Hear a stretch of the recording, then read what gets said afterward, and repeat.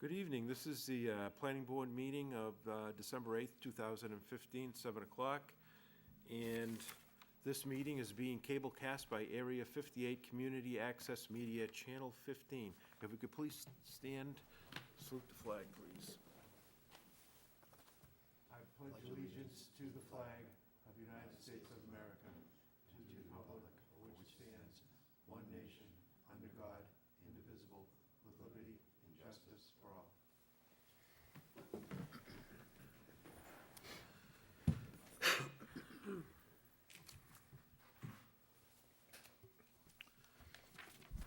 All right, tonight, first on the agenda is a continuation of the public hearing, MG Lotus LLC, special permit 67 Main Street, assessors map 61-1-0. It's a proposed 6-unit townhouse development in a general business district. And zoning bylaw 2230, 3900, 5300. Good evening. Good evening, Joe Webby, Webby Engineering. If you could, grab that microphone, please. Evening, Joe Webby, Webby Engineering.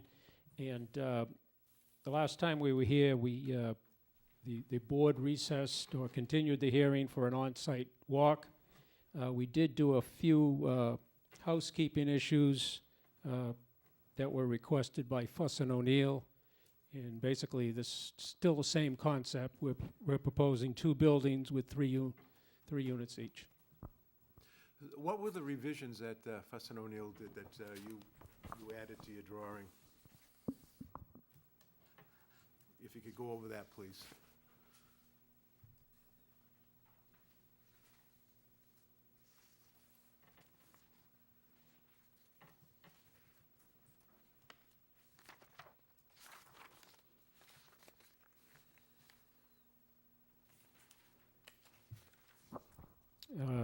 As it pertains to the zoning bylaws, they had requested on the south side that we increase the buffer zone a little bit. We did that. There was a question about whether or not, because all the units have 2 bedrooms, whether it conformed to section 3942 of your zoning bylaws. And if there may be a required waiver. So I think that's an issue that the board has to discuss whether or not that conforms. Section number 3 was section 3962. With the driveway, that you have a building envelope, and we have just get to this one. Joe, that's a pretty good thing you did. For a little guy. Yeah. We have a building envelope, and inside we have this curvy driveway. Just where they overlap, Fuss and O'Neill was questioning whether or not that conformed to the zoning bylaws, specifically 3962. But 3962 does allow driveways within the building envelope. So it's our contention that it does conform, but I'll leave that up to you. He had asked for architectural plans. These are all that were provided by us. Angela is here tonight, if you want to ask her questions about that. And then he specifically asked a question whether or not the roadway design conformed to the roadway specifications, and we believe it does. According to the site plan, additional plantings have been added as requested. Parcel numbers have been revised on sheet 2. We had a double number. He had specifically asked for some grade modifications on the northeast side. We did that. He wanted some modifications of the construction notes, also modification of the construction sequence, and more specific details on the spillway, which we revised. And the last thing was whether or not we conform to the removal of suspended solids, and we included a page in our report that does have that. Okay, thank you. On these comments, did you have any comments? The two comments that, or three actually, that I think you should weigh in on, I'd like to discuss more. The first one is, all of the units are designed as 2 bedrooms. And the 3942 says dwelling unit shall be varied as the number of bedrooms.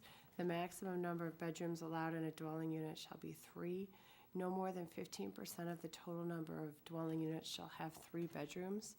So the only requirements or the only limits in your bylaw are with regards to 3-bedroom units. So I don't feel like the board really has an ability to say anything outside of, none shall be more than 3, and 3 bedrooms shall not be more than 15% of the units. It does say the number of bedrooms shall be varied, but then it doesn't go, it only then talks about 3-bedroom units. So that's something the board should probably discuss about how you want to interpret that section, because it's silent as to 1 and 2 bedrooms. And then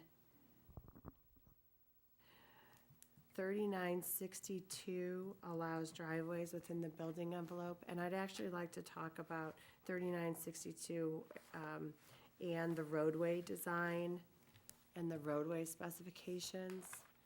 This is a driveway. It's not a road layout. It's not a way. There's no layout being created. Subdivision control is not an issue here. It's an internal site driveway. So I am confident recommending to you that it's designed per those standards for your site driveways. And I don't want there to be any misunderstanding that this is in any way, shape, or form a road, because it's not. It's a private driveway. And driveways are allowed within that building envelope.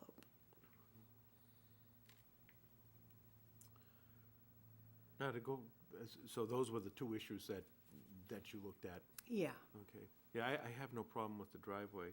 About the bedrooms, having each unit have 2 bedrooms doesn't violate the bylaw.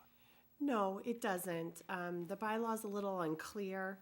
I don't feel that the way this is at all designed is a violation of that section.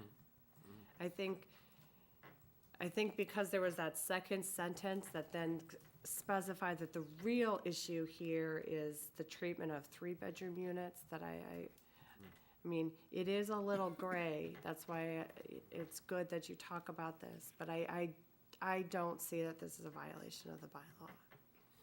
So even if they made these units all 3-bedroom units, it would still... No. So if these were all, because, and this is kind of the same situation we had with the duplexes at the first meeting, there's a limit. There's a limit on 3-bedroom units. So no more than 15% of the units can be 3-bedroom units. So they couldn't all be 3-bedroom units.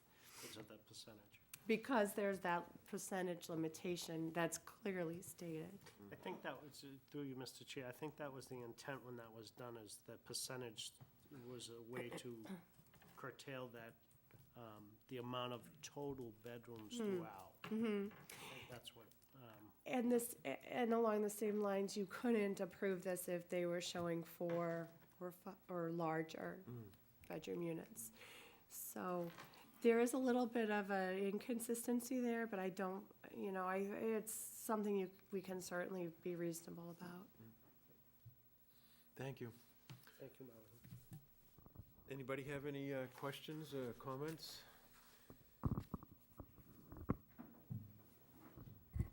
Mr. Chair, I'm good with everything. I appreciate the site walk that we took and being able to look at the site. The only concern that I had was on, I'm going to say, the northern side, where there was no fencing proposed. My concern was that,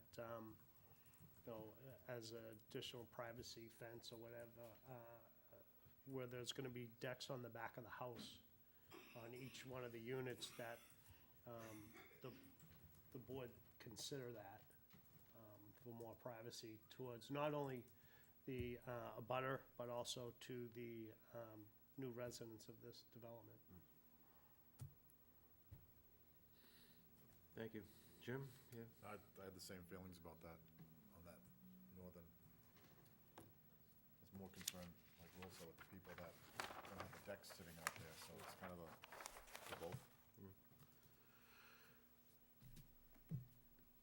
Kevin, did you have any, you got a chance to visit, I know that Yeah, the three of us, I made it there about 5 minutes after you guys had left, but I was thinking myself, the same thing as far as some type of privacy for the people who have been there, you know, and the people that are gonna be moving in. I mean, myself, I would like to see some kind of maybe individualized privacy, you know, like 16-foot sections around, just outside of the decking, so that, one, they wouldn't be seen in, and two, they wouldn't be looked upon. So, The, kind of in agreement with you guys on that, as far as what should be done. I don't know how I feel about having to expect a fence go all the way from the beginning to the end, but should be some kind of middle way with some type of buffering, whether it be plantings, whether it be privacy decking. I was looking at this tonight, just before the meeting, and I had a scale, and I would like to see if we could put a 6-foot fence, say, on that northerly boundary line. If we could start, say, and the intention was to just cover the back of the buildings from Unit 1 to Unit 3. And I kind of scaled that up. And if you go from the property corner and you go up about 60 feet, that's where Unit 1 begins. And then from that point, if you go down 250 feet, that would be the end of Unit 3. And the reason for that is it's just quite open there. And I think it would benefit both the people that are abutting this, as well as the people who are gonna live in these units. 250. Sure, we do that. All right. 150 feet, that's what you want? Yes. Okay, we're gonna do it. I mean, well, that's what I want. I think How that's, does anybody feel? that's a good portion. It'll cover that portion of the development, not only for, We already stake out. wonderful. Yeah, we saw the stakes along the property line when we did the Right. site visit, yeah. Yeah, in the north end there. And I think it would benefit both properties. Sure. Yeah. Yeah. How do you feel about that? That's above and beyond what I would want for them, so that's fine. Maybe we should specify the fence type? What kind would, I would do that as part of your condition, okay, of any approval, yeah. all right. All right. Any other comments before I ask if anybody out there in the audience had? Go there and then come back. Might spread some additional comments, Mr. Chair. All right, this is a public hearing, so if there is anyone out there that would like to make any additional comments, you can step up to the microphone. Seeing nobody, I'd entertain a motion to close the public hearing. Make a motion to close the public hearing. I'll second that. So I have a motion, a second. Those in favor? Aye. Aye. All right, I think we're in good shape with this. Do you have, I have a draft motion if the board is comfortable discussing that tonight. Again, it's just a draft and a starting point, and when you get to it, condition number 6 is where you'll want to make any changes that you see fit. I mean, obviously make any changes anywhere that you see fit, but especially pay attention to condition number 6. And actually, if you could give one of those copies to Jill.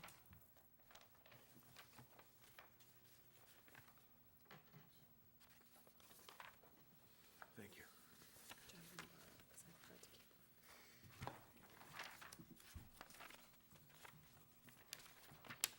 I have an extra one. I have an extra one if anybody needs it. Okay, so this is the motion that the planning board vote to approve the special permit and site plan review application of MG Lotus LLC for a 6-unit townhouse development and the associated parking, paving, drainage, and landscaping at 67 Main Street as shown on the plans entitled Townhouse Development Plan of Land in Carver, Mass., prepared for MG Lotus LLC. And there are 4 sheets prepared by Webby Engineering Associates, Inc., dated September 8th, 2015, last revised December 4th, 2015, scale 1 inch equals 30, with the following findings and conditions.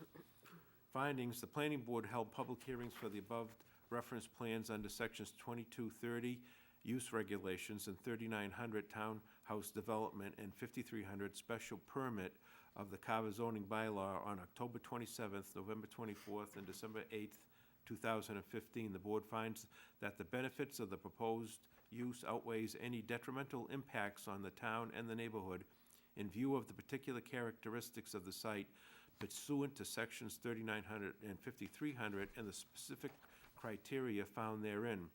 The board finds that 1 unit must be restricted to meet the state's requirement for affordable housing per section 3941 of the zoning bylaw and further condition below. The board finds that the ownership of the open space area shall be restricted per section 3955 of the zoning bylaw and further condition below. In accordance with the sections 3961, the planning board finds that the 60-foot buffer provided by the applicant is not adequate to screen the development from adjacent properties due to the removal of much of the natural vegetation. Therefore, the board will require additional fencing to be installed along both the north, well, it'll be just the northern property lines. So we could change that. We didn't do it for the south. Per condition number 6 below. The south is there, Mr. Chair? Already on the plan? What's that? The fencing on the south? I think that's what your intent was, just to note both. Yeah, Oh, so okay. the fencing's proposed, shown on the plan to be installed on the Okay. southern line. That's why I put both the north and the south. Both sides will have a fence. Okay, You can strike it if you want to because the approved plan citation shows it, but just to be clear, fences on both sides. okay, so that's okay, so that was a proposed stockade fence there. I see, okay. Yeah. I'm sorry, I missed that. Do you want to strike? No, I Okay. think that's good. I think that's better clarification. That's good. Okay. That's good. I overlooked that. So, don't strike anything. Okay.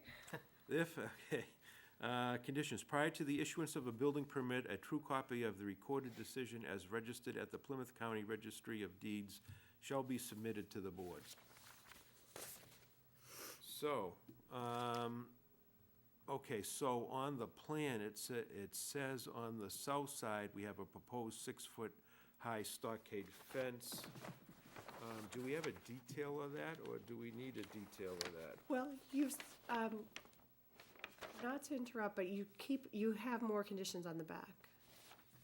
I don't know if you want to do the whole motion and then Yes, start the okay. discussion. All right. We certainly do.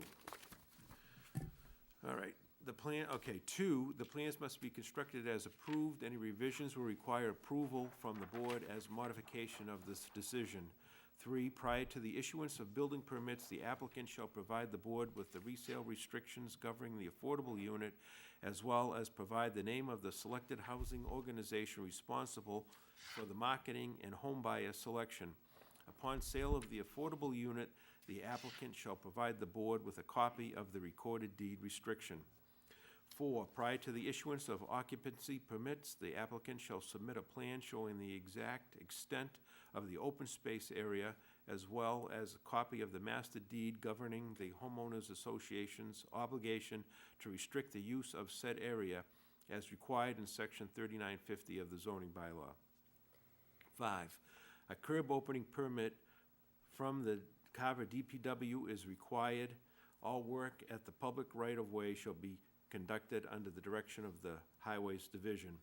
6, prior to the issuance of occupancy permits, the proposed fence shown on the above referenced plan shall be installed on the southeastern property line. Additionally, a fence shall be installed on the northwestern property line, running for approximately 240 feet from the building corner of Unit 1 that is nearest to the main street to the building corner of Unit 3 at the rear of the property. How did you do that so fast? We just decided to do that now. How did you get I've into worked with planning boards for a long time, and I'm really good at reading your minds. this? A little bird told me that.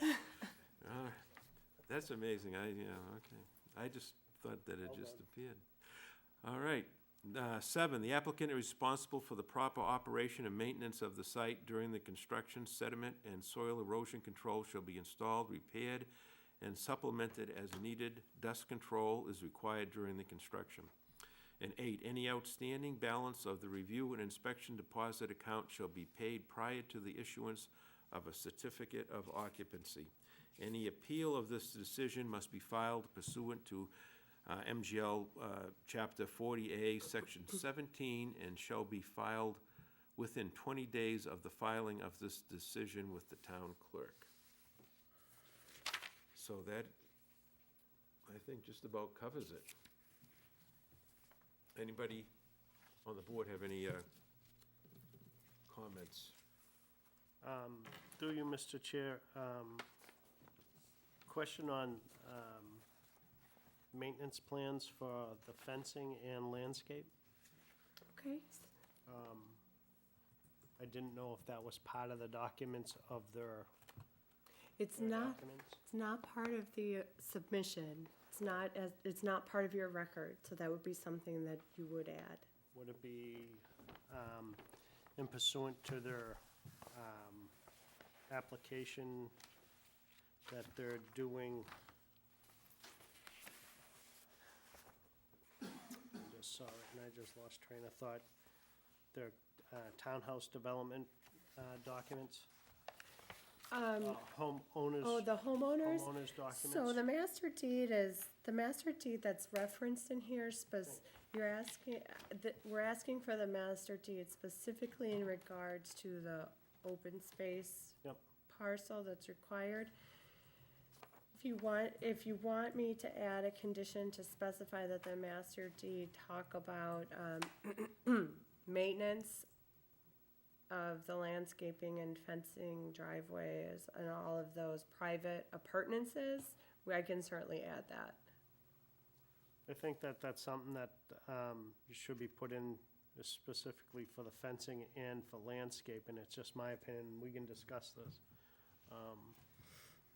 Just to keep it up to, I'm sure that they'll want to keep it pretty, but I want to make sure that there's something in our conditions that will give some teeth on maintaining that down the road, because if they sell the property or what have you, I don't want to see something right on Main Street go down, be detrimental to the town.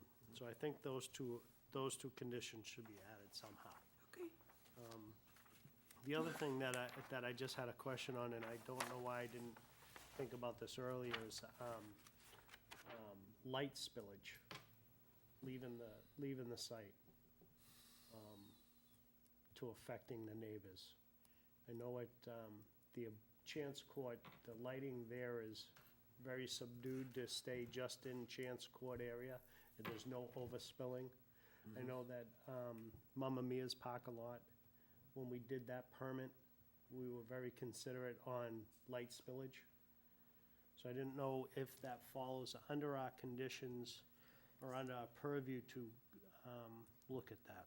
Yes, it does, and the plants are shown with lamp posts at the end of the driveway, so that nothing is proposed to be, high poles or anything. Right. So, Okay. if you want to further specify that, but that is a requirement of the bylaw, and this project's design would be designed to meet that. My concern, just so that way the board knows what I'm thinking, is on the back side of these buildings having spotlights that are gonna have spillage past the property into the neighbors' yards. On the southern part, I don't think there's any effect, cause you have the driveway there, and that there isn't really that much. It's more on the northerly part, if I got my, So But do I'm you want concerned. to specify that at the rear of the units, there be no spotlights and there only be like wall a hanging sconce? or something like Yeah, that? an outdoor wall You understand my fixture. concern, ma'am? Okay. Yeah. That was just, more concerned with that spillage on the backside. I think with the fencing that's proposed and everything, it wouldn't be an issue, but if you have something up high that's gonna be, shedding light way out back, then that could be a concern with the neighbors. So if we could write something into that, would be great. Is that all right with you to, I'm pretty sure by the time we, the electrician will tell us exactly where Okay. we're gonna put the safety issue, I'm pretty sure. Yeah. They are licensed by the state, Yeah. so they be able to tell us exactly where the light gonna go. well, Yeah, we- so I'll condition it that there be no spotlighting and that there only be wall fixtures at Wall the fixtures and exit. I'd even put the wall fixtures not exceeding 60 watts, Okay, yep, because that's a normal, yep. nice lighting, but it's not something that's gonna be overpowering. A 100-watt lamp could be overpowering there. No problem. Thank you. That's it for me, Mr. Chair. thank you, Will. Anybody else have any other comments? I'm fine with this. Okay. No, I think this will work well. And I think the proposed drafts with those additions work. I would entertain a motion to, Mr. Chair, I'd like to make a motion to approve the special permit for MG Lotus LLC with the conditions that are outlined, with the additional conditions that we had discussed. Second that. so we have a motion and a second. Those in favor? Aye. Aye. Oh, thank you very much. I'm Thank you, glad, guys. Have a great Christmas. yeah.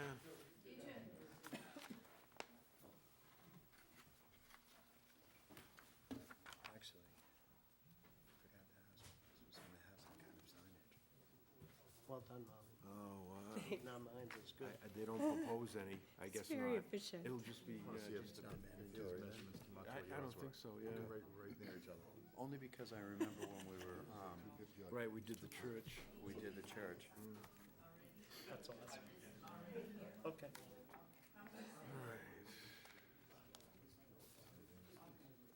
Would we ask Marlene that afterwards?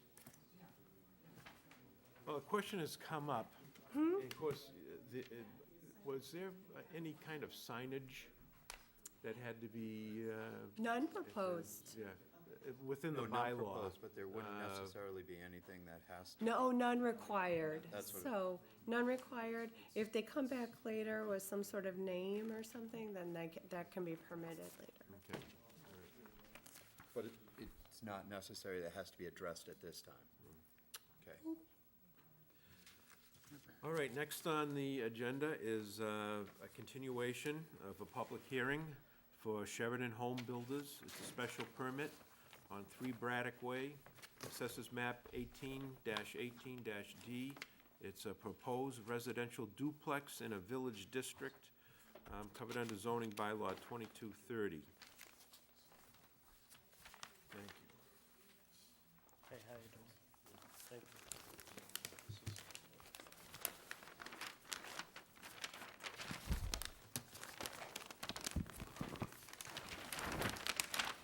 evening. Good evening. My name is Steve Kotowski from Webby Engineering. Here to present the plans for you this evening. There's only one change to the plan, and the last time we were here, there were a couple of issues that had come up. Essentially, they were related to the fire department's request. Fire department had asked us to increase the width of the driveway to 22 feet. They had also asked that we could make it a more stable material rather than the gravel that we had. We had discussed with this board, the reasons that we were going with the gravel is because we do have to encroach a little bit into the 65-foot conservation buffer. And under the Carver Wetlands Protection Act, they don't allow pervious material to be placed within the 65-foot. So that was the reason we went with the gravel. So the other issue that came up was sprinkler protection on the buildings. And my client did talk to the fire department, I think it was sometime this week or within, since the last hearing. And they were able to talk about both those issues. They agreed that there will be, the applicant has agreed that he will provide fire protection sprinkler on the building. And I believe that the fire department, in light of what we discussed, felt that the gravel would be acceptable as long as the 22 feet was provided. So the revised plans that you have tonight, basically it's the same plan, other than we increased the width. We had to go, because we had it up against the northerly property line, we had to go closer into the wetlands buffer, so we will have a little bit more of a, I wouldn't say tough road ahead of us with the Conservation Commission, but it does make it a little bit more difficult, whereas before we had 12 feet wide, we've increased it an additional 10 feet. So the next step, if this board approves it, we'll file with the Board of Health for the remaining septic system design, and then we'll file with the Conservation Commission and see how they feel about the work that's in their buffer zone. I did notice that the fire chief was with us. Deputy chief. Oh, the plan's blocking your site. If you would come up, if you have any comments, you could tell us how you feel about this.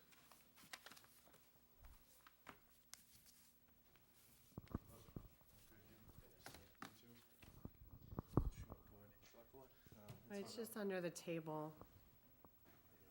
Thank you very much. Good evening to the board. Good evening, everyone. So we did have a conversation with the applicant, and a couple of things.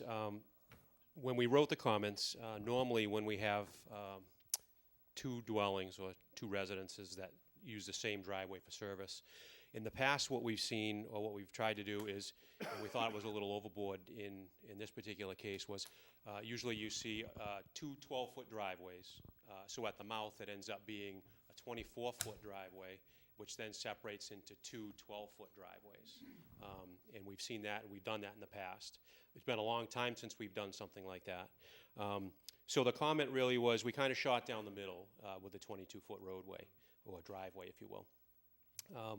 When we talk about an all-weather surface, I think, to your point, exactly true. So when we talk about all-weather surface, really what we're looking for is something that's conducive to fire truck travel, which would be gravel or riprap, if you will. People call reprocessed asphalt riprap, anything like that. As long as it's not a dirt road that, weather conditions, muddy, can't drive a fire truck on it, things like that.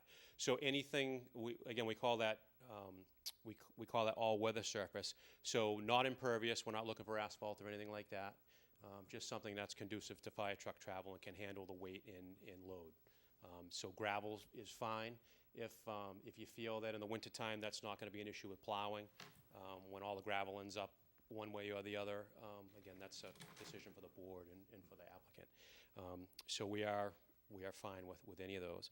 And we did have that conversation. I assume that was you that we spoke on the phone? Yeah, okay. we haven't met yet. Yeah, I'm sorry. I'm Matt Sharp. Nice to meet you, Matt. So we did talk about the fire protection systems, and they were agreeable to that, which is great. And that's something that we look for anytime two units touch each other. And so I thought the conversation went very well, and we're good. As far as the roadway width with the 22-foot, the applicant did talk about a little bit of there might be an issue encroaching on the no-touch zone. We could certainly talk about the width of the road, if that's an issue, or the drive, I keep calling it a road, it's a driveway. We can certainly talk about that with the board if you wish. But as it stands, what we've talked about with the applicant, we're on board. Okay, so it's all right as far as you're concerned? Correct, The yes. way it is on the plan? Correct. All right, well, thank you very much. Thank you. All right, this public hearing is still open. If there's someone out there that would like to step forward, if they have any comments, concerns, please.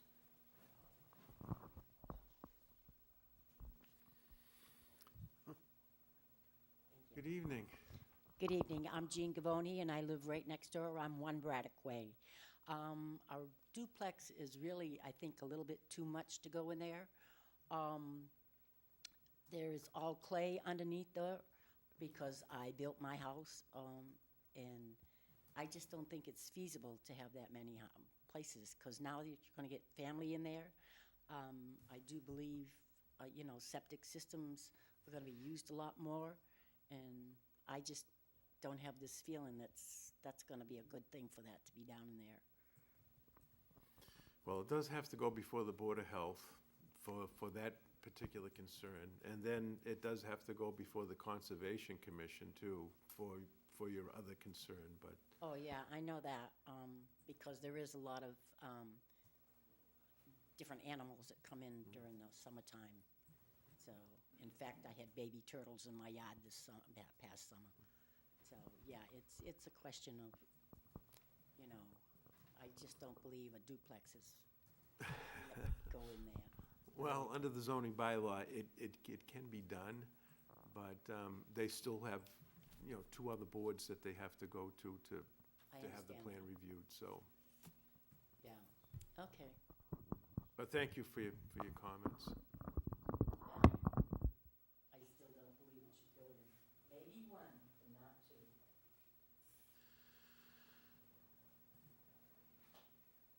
All right, I'll entertain a motion to close the public hearing. Make a motion to close the public hearing? Second. Have a motion, the second, those in favor? Aye.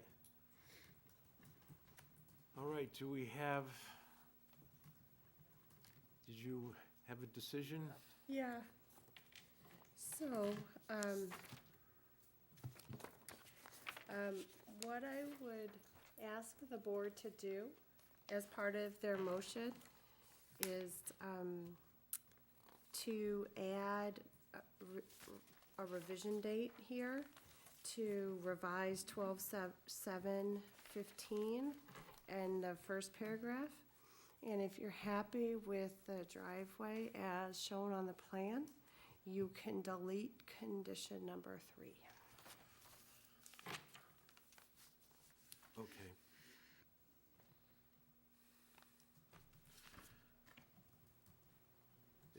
Is everybody happy with the driveway? Well, I guess I can go through this, and then we'll take it one step at a time. Okay, so this is the draft for the applicant of Sheridan Home Builders, special permit and site plan review of a duplex, 3 Braddock Way, and as title reference, book and page.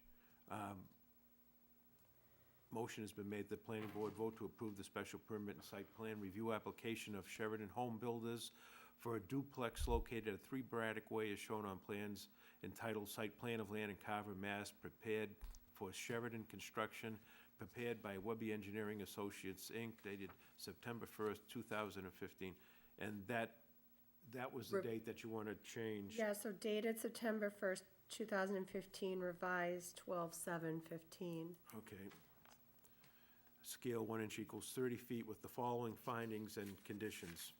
Findings, the planning board held public hearings for the above referenced plans under sections 2230, use regulations, and 5300 special permit of the Carver zoning bylaw on November 24th and December 8th, 2015. The board finds that the benefits of the proposed use outweighs any detrimental impacts on the town and the neighborhood. in view of the particular characteristics of the site pursuant to sections 3900 and 5300 and the specific criteria found therein. Condition 1, prior to the issuance of a building permit, a true copy of the recorded decision as registered at the Plymouth County Registry of Deeds shall be submitted to the board. Condition 2, the plans must be constructed as approved. Any revisions will require approval from the board as modification of this decision. And we had number 3 was the driveway construction. Do we delete that if everybody is happy with that? I'd like to change it to a maintenance plan for the driveway to be submitted. Okay, yes. And please. most and specifically mentioning all-weather surface materials. I think with the seasons, as if we have another wintry and the plows go in and out of there, then the surface of the road, the driveway is gonna be deteriorated. So I think while we condition this, that we make sure that the safety issue of emergency personnel getting in and out of there be part of the plan, that they maintain that surface. Yeah, I was just gonna say, okay, so, yeah, that it has to be, should it be inspected yearly or something like that? Or just that, make sure that it's maintained so that, Yeah, I would just have the copy of the agreement as part of your record in your file, so if there's a complaint. Yep.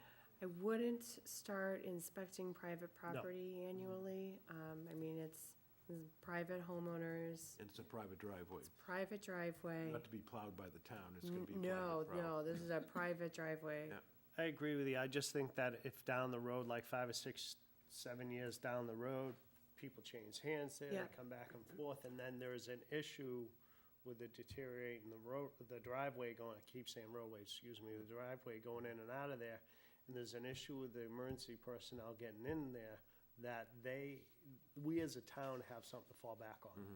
I think that's important, and it's not to force an issue on the property owner, it's just, for future people, whoever the residents are, they can have the ability of the emergency personnel getting in and out. All right, I think that's very reasonable. Okay, condition 4, a curb opening permit from the Carver DPW is required. All work in the public right-of-way shall be conducted under the direction of the Highway Division. Condition 5, the applicant is responsible for the proper operation and maintenance of the site. During construction, sediment and soil erosion control shall be installed, repaired, and supplemented as needed. Dust control is required during construction. 6, all work proposed within the jurisdiction of the Conservation Commission shall be separately and appropriately permitted under the Carver wetland regulations. 7, any outstanding balance of the review and inspection deposit account shall be paid prior to the issuance of a certificate of occupancy. Any appeal of this decision must be filed pursuant to MGL Chapter 40A, Section 17, and shall be filed within 20 days of the filing of this decision with the town clerk. I have one question of clarification, Mr. Chair. In reference to when they file in front of Concom? Concom, and because they're gonna be, the roadway's gonna be within the 65-foot. Yeah. If Concom doesn't give them relief, and would they have to come back to us to show that, or would that be covered under being on the plan? No, so condition number 2 says they have to construct this plan as shown.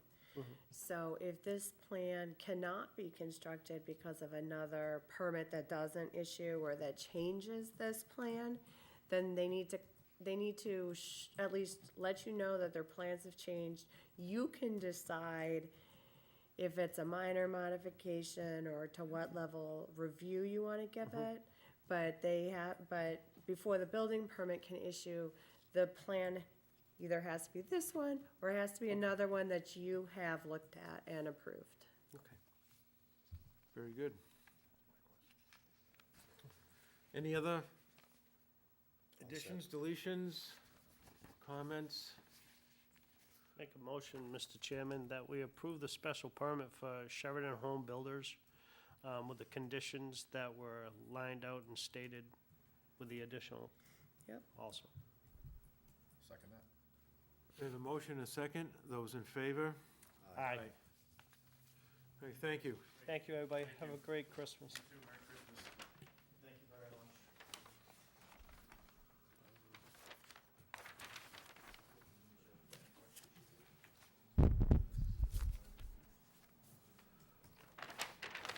All right, continuing, we have a discussion of the proposed article for the April 2016 town meeting to include stormwater management standards and fire protection distribution system requirements in the zoning bylaws. And I imagine Marlene will go over this with us. Yes, so we talked about this briefly last meeting, and I just asked you to authorize me to spend some time outlining it for you. So, you've got a copy with a bunch of underlined red text in your packet. Excuse me. And what this is a copy of 3160, which are your performance standards for site plan review. And you'll see in there that right now it reads that adequate provision for utilities and stormwater drainage consistent with the functional requirements of the planning board subdivision rules and regulations. And what I'd like you to consider changing is removing these cross-references to subdivision rules and regulations and adding the standards directly into the zoning bylaw. Site plans and special permits have nothing to do with subdivisions. These rules and regulations have no standing under the permits that you and the zoning board of appeals issue under 40A. So it's very awkward to be pulling a different statute and a different set of regulations into a permit where they don't belong. So what I've done is I've gone through your subdivision rules and regulations, and I've pulled out those functional requirements found in those rules and regs and put them in this text for you. Now, there's a lot more in the subdivision rules and regulations for stormwater, mostly because with a subdivision, you're designing a lot of roadway. And so you're concerned with how the drainage is going to be captured and managed from all that road pavement. Now, subdivisions whereas in a site plan review and a special permit, you're not laying out roads and you're not building drainage systems at that capacity to deal with the drainage that's coming from what's going to become a public road layout. And so your subdivision rules and regulations talk about tying a private drainage system into the larger network of the public drainage system and the roadway network. Now, the issue for site plans and special permits is the drainage should not be allowed to invade other property. The property owner should manage and retain, infiltrate, and treat their stormwater on their property. It shouldn't cross property lines. It shouldn't be running into public roads. So these functional requirements are the ground rules found in the subdivision rules and regulations that you're referencing on how to manage the stormwater on site. Now, the fire protection, which is labeled emergency services, is almost, it is not, I took that wholesale. Now, the only change that I've made to the emergency services is in number 2.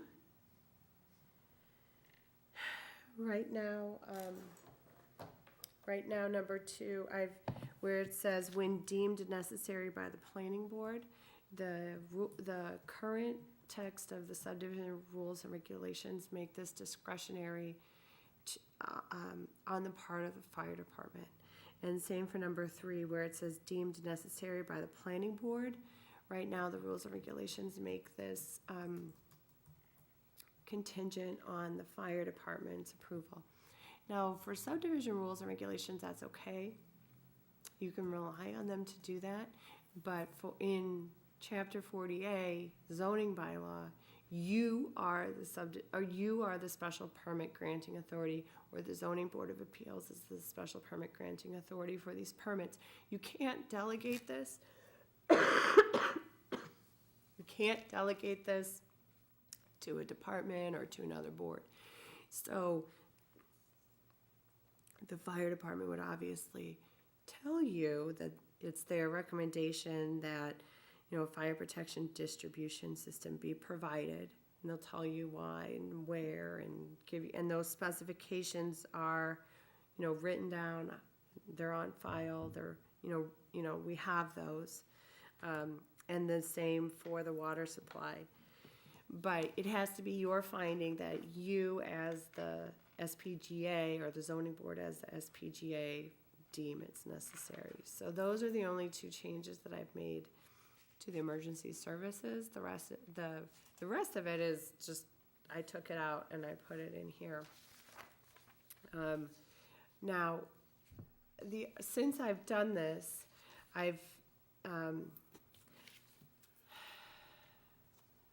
I'm not happy with the way it's laying out in your bylaw.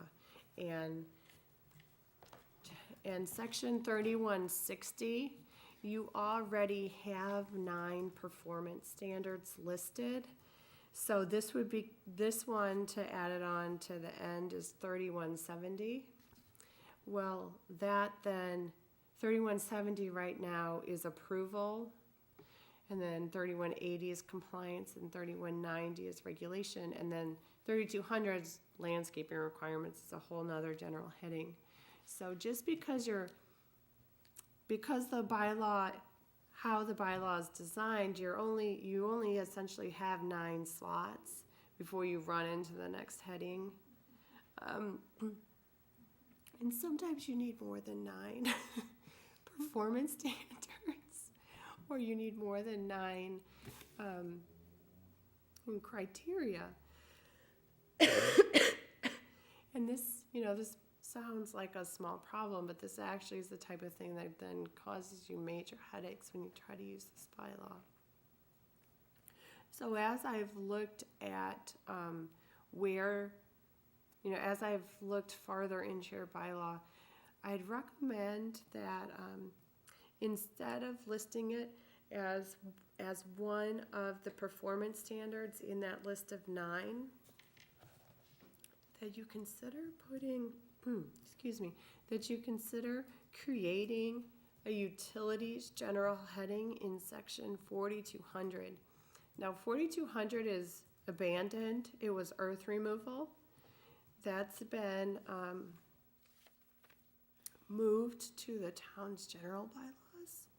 So if you create a section at 4200 that deals with utilities, you can talk about stormwater management, you can talk about fire protection system, you can talk about any other additional utilities that, in the future we might need to incorporate into your bylaw without like trying to jam it in using 3169 and a half, and because that's the type of thing that happens with the codification of these laws, is that we have to try to fit them in, and they won't fit. But you can treat utilities just like you're treating. So if you look at your page and 3169, at the end there, it's including but not limited to section 3200, general landscaping requirements, and section 3300, townwide parking and loading requirements. So you can create, you've already done this with landscaping, parking, and loading. You've given them as much space as they need. You can do the same thing with utilities. So instead of saying found below, you can say for utilities and stormwater drainage consistent with the requirements found in section 4200. And that's your utilities section, and we can then build in all the utilities that you need in that section. So there's a couple of things that you need to talk about and you need to think about. One is, do you agree that you want to put stormwater management and emergency services in the zoning bylaw? Do you agree that these standards that are existing in subdivision control law are appropriate and are the standards you want to apply to special permits? And then thirdly, we need to talk about where you want to put them so they logically fit into the entire structure of the bylaw.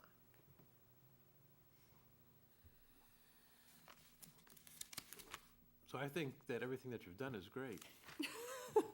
I think I think that anything that kind of clarifies, what's going on, this kind of specifies to the type of special permits and site plan review that we've been doing. Anybody else have any questions, comments? Mr. Chair, I like the idea of using 4200. Okay. I like that.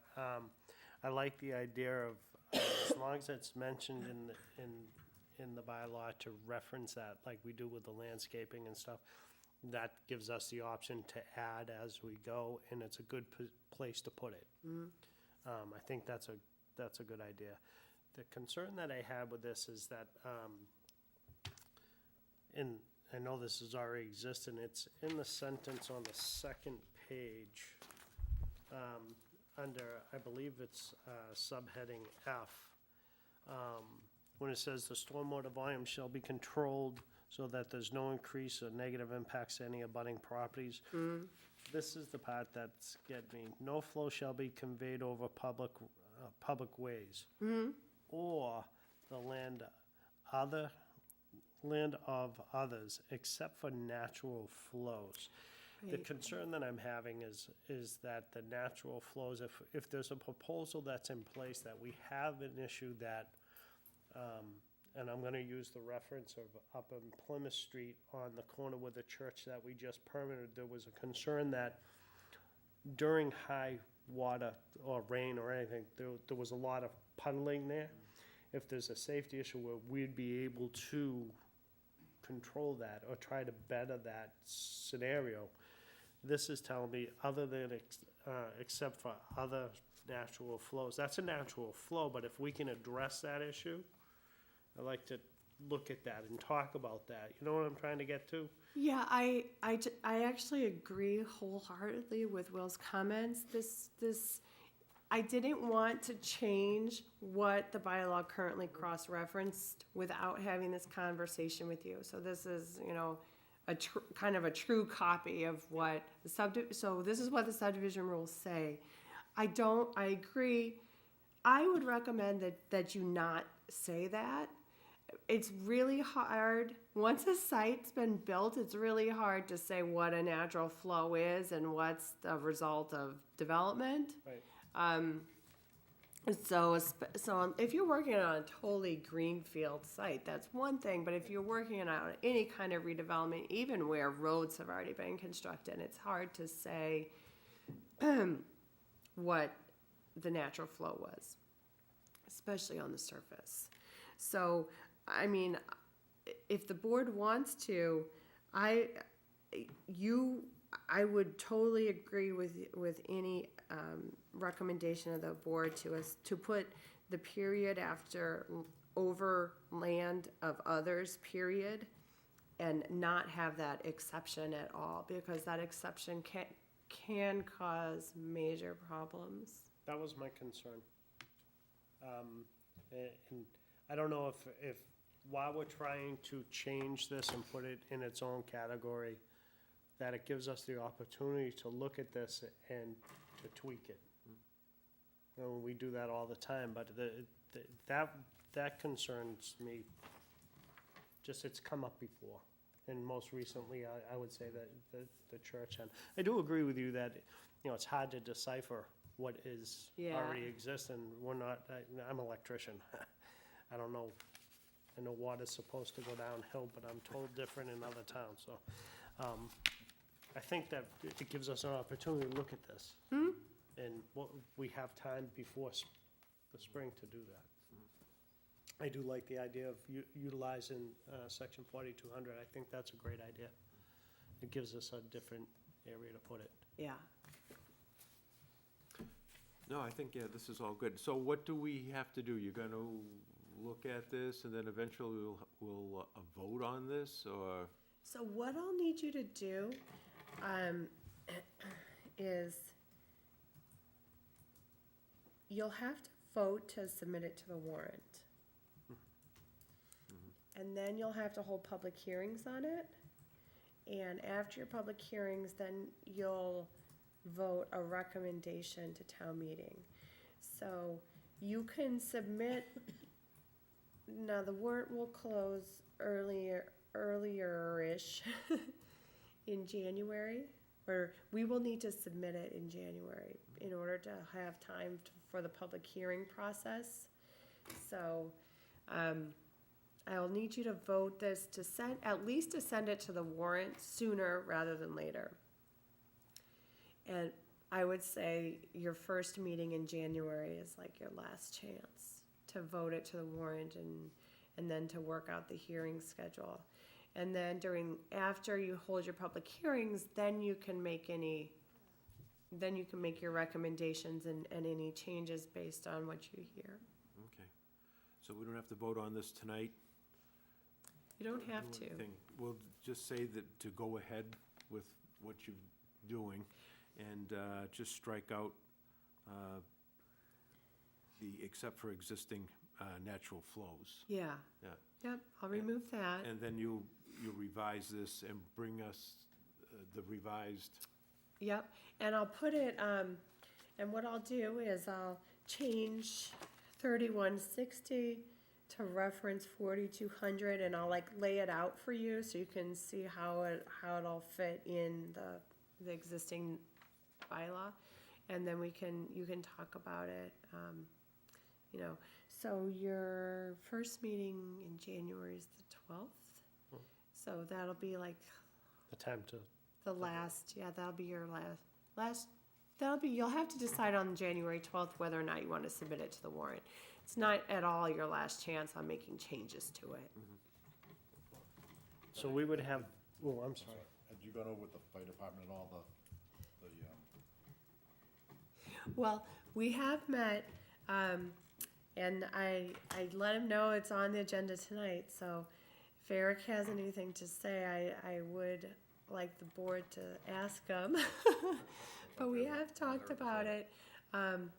They know that Eric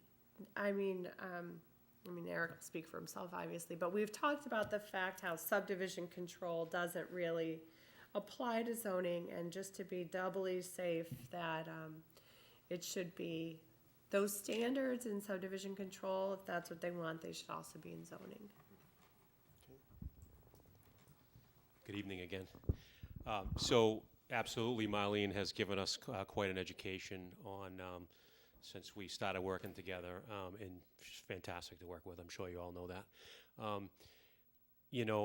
Just to go way back, Chief Weston, who was deputy back in '03, '04, and '05, and retired Chief Harriman worked very hard during the course of those years to implement public safety things as far as like roadway widths, residential sprinklers for 2 or more connected units, all of those types of things. They worked very hard with the planning board at that time, and to our knowledge, they were in the right place as far as enforcement goes. And we ended up, soon after Marlene came on board, we ended up with a project that we wrote some comments, and she enlightened us to the fact that, legally, we probably didn't have much teeth, a lot of teeth to enforce those things because they were in the subdivision rules and regulations and not in zoning. Yeah. And so we absolutely understand that. It was a surprise to us because we we're firefighters. So we do when that's not our purview. So we certainly understand that they're in the wrong place, and I guess from the fire chief through me to you, we would really appreciate it if those regulations that they worked very hard on back then, they've proven themselves over the course of these years, and we really would appreciate if you would consider incorporating those into zoning, just to protect, I mean, this is all about public safety and protection. And obviously, that's what we're all about, so. Well, thank you.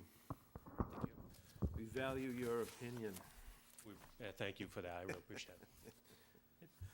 Through you, Mr. Chair, by doing this allows us that tool to do that, correct? What, by By putting putting these this in back into zoning Yep. now, will give us the ability to have that tool that we assumed that we had before. Yeah, so if you're doing a site plan, if you're doing a special permit for something where you wanna, where you want an emergency access road, let's say, around a perimeter of a site for some reason, so there's no standard for that in zoning right now. But it's in subdivision control, and its emergency access road shall be at least 12 feet wide, constructive of an all-weather service, and cleared of obstacles to a distance of 4 feet on both sides. Gates where required shall be equipped with a standard Carver Fire Department lock.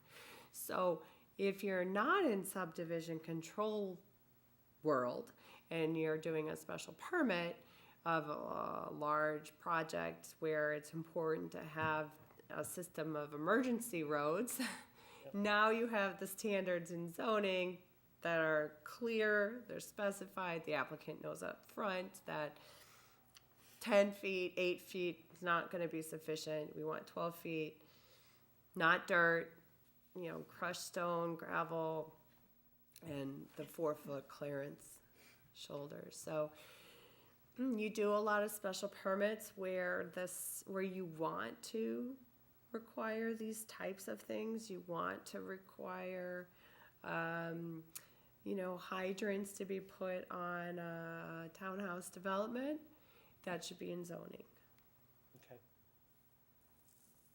I'm good with that, as long as it gives us the tools to implement, well, for one that's been on the board for a long time, that we assumed that we had. And I was as surprised as you two. Yeah, and I think that's where we were. We were kind of shocked. We were like, whoa. So again, I think it's a good thing. I think we probably have, and again, you don't want to open up Pandora's box, but I think we probably have some projects in town that were built using that standard that really didn't fall into that box. Yep. Right or wrong, it ended up public safety. It ended up safe in incorporating the regulations that we wanted, but it probably wasn't a legal route or the way we would want it to be done. All right, I think we'll, if you would continue with this, and we thank you for your work into looking into this and clarifying this. It's very good. Thank you for allowing me my input. I appreciate that. Good, Merry Christmas. thank you.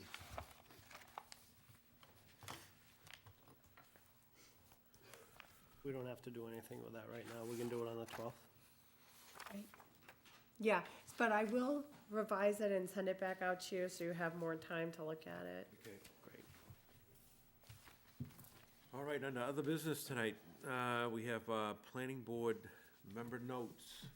Anybody have anything that they would like to say this evening? I'd like to wish everybody that celebrates Hanukkah, happy Hanukkah, out there in Carver land. I'd like to take this opportunity to wish everybody Merry Christmas. Hopefully, everybody be safe with their families, safe when you're traveling. Also, I'd like to take this opportunity to remind everybody to vote this Saturday. Really important to get out there and vote. It's a large investment in our community, and it's extremely important, so exercise your right. The other thing I'd like to remind everybody is the next master plan forum that we'll be having at the school, and I forgot the date. So January 21st. January 21st, thank you At 7. so much. Please, we need your help. Help us design and this bylaw. The master plan, it's really important. That's all I have to say. And to all my board members, to you and your families, Merry Christmas, Happy Hanukkah, and please be safe. And especially another one for our board member that's out recovering from surgery. Speedy recover, Chad. Keep up the good work. Stay strong, my friend. Well, we do still have a meeting December 22nd, or Well, that's actually something I want to we're talk to going you to about. discuss? Okay. So that's why everybody's wishing everybody a happy Christmas now. Bruce, just to make you feel a little bit better, I was thinking the same thing. So I was wondering why we were jumping ahead.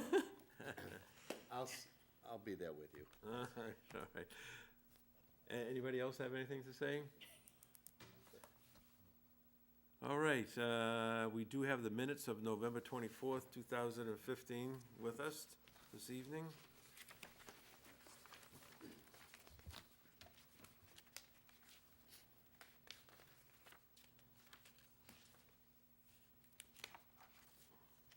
Mr. Chair, can I ask Marlene a question?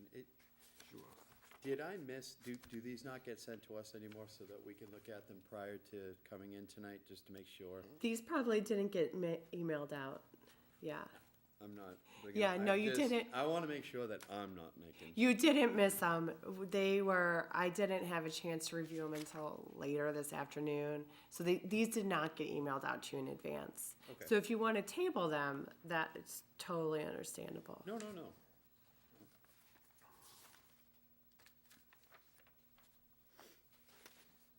No, sometimes I've asked you to. I think so. We've emailed them in the past, right? What is this? That's something new then, since she's come aboard, right? No, No, I do believe we've had them emailed to us in the past, have we not? yes. I thought so. We'll try to email them. We'll try to remember to be email good. them I to think you. Jack used to do that just so that way we get over, we'd look at them and And stuff. I'm the last person to be asking that, because the only email I check is for the planning board notes. So, that's exactly, because Right. I have for you, but I never did, like, as Yeah. a thing with Jack, so Okay. maybe he did. We'll. Okay. Yeah, Yeah. maybe he did, maybe Yeah. he did, yeah. If you could, that would be helpful. Perfect. Although I did come in early this evening and review all these notes, and I thought they were terrific. I would make a motion to approve the November 24th minutes as written. And I will second that. All done. Motion is second, those in favor? Aye. Aye. Do we have anything for correspondence this evening? No correspondence this time. All right, we'll next discuss December possible 22nd meeting. So the only plan you have in your pipeline is an approval not required plan. It'll take about 2 minutes of the board's time. I've reviewed it. It's, I can certainly recommend you endorse it. I only got it yesterday, so that's why it's not on tonight's agenda. I couldn't put it on tonight's agenda in time. However, so we can certainly meet on the 22nd, but that's the only order of business we'll have. We cannot wait until the January 12th meeting, because the deadline to approve it is actually December 28th. You only have 21 days for an A&R plan.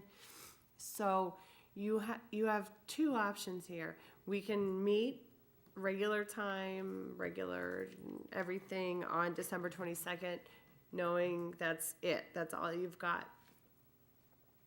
Or three of you we can meet at any time that's convenient to three of you, to add just a quorum. It can be at a noontime meeting, an 8 a.m. meeting, 3 o'clock, whatever's convenient to a quorum of you, if you don't want to have a 7 p.m. meeting. I just need 48 hours advance notice to post that agenda. and then you can meet, you can review the plan, and then move on. So it's up to whatever's convenient for the board. So you don't see anything else coming up before then? That's my question too. And nothing else could come up before then? You could get an A&R plan. Pretty soon here, any A&R plans you get, we'll put on the on the January 12th agenda.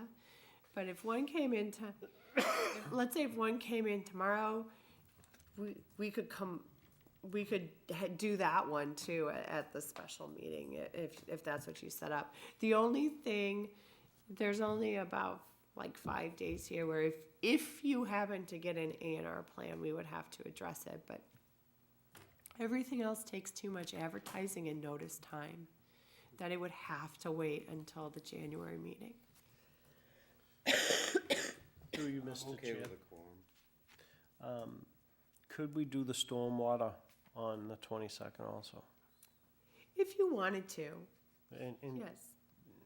if we have to meet for the A&R, we could meet for the A&R, it'd be a short meeting, but we could also, if any of the members had some comments on the stormwater proposal zoning change,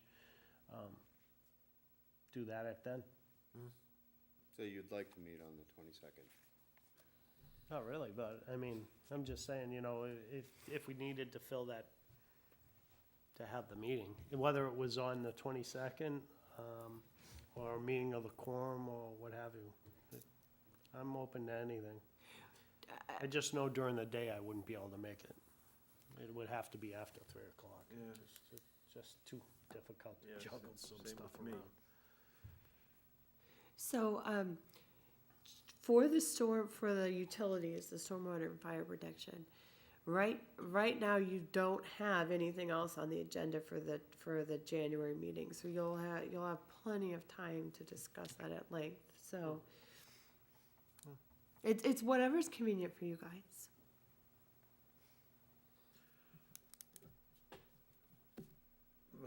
How does everybody feel? I think that I can make it here for the regular scheduled meeting on December 22nd. I mean, it'll just be a short meeting, if that's all right. And are you saying that you will have the stormwater ready for us to take a look at? I'll have that ready, so, we can certainly do that too. The agenda would be any A&Rs that come in, and the stormwater. There's nothing else pending, so that's what we would do.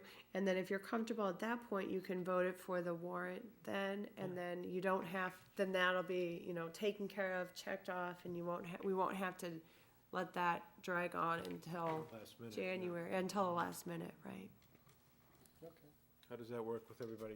I had planned on coming in anyways, that's why I was wondering what we were So did I. Christmasing. So did So I. everybody can retract their Merry Christmas Yeah. statements. That's, No, hey, listen, you can't say Merry Christmas and Happy Hanukkah enough, you right? got that. That's right. Cool. All right, so I guess we've discussed that, and we will still hold our December 22nd meeting here at 7 o'clock. Motion to adjourn. Second. Have a motion and a second. Those in favor? 8:19. All right, thank you and good night.